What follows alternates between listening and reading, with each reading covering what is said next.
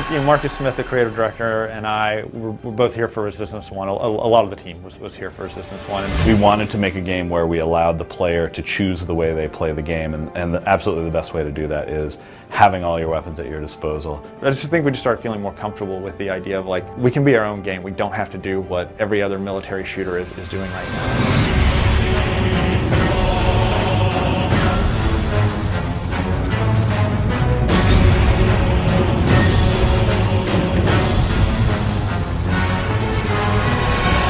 That it's just kind of in our company culture at this point to come up with crazy weapons. It's so hard, like, always thinking of trying to think of new guns. I mean, between Ratchet and Resistance, I don't know how many guns have been through the series. What is going to be different? What else is left? What have we not done? A lot of times we will go back to the Ratchet weapons and say, okay, it's kind of like this weapon, but we want to obviously make it different for this. So the best thing about having such a lineage of having exotic weapons is we can go back through our kind of library of effects and library of functionality and say what worked, what didn't work, and what can we bring to the table here.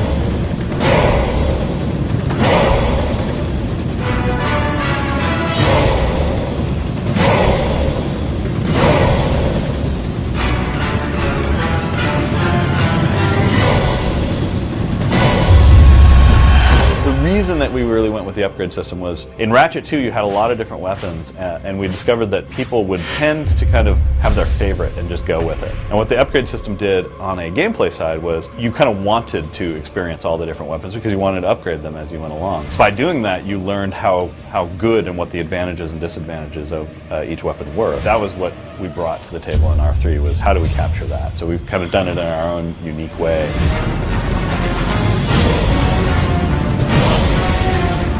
What can happen sometimes is that you wind up with a weapon that's really fun to use in a test level, but in the game it's either too slow, too cumbersome, or too difficult to set up, and so the player doesn't wind up using it. Like if you have a choice between using some exotic, difficult to use weapon and just shooting an enemy in the face, if there's no big tangible reward for using the exotic weapon, you're just going to pull out the carbine and keep shooting people.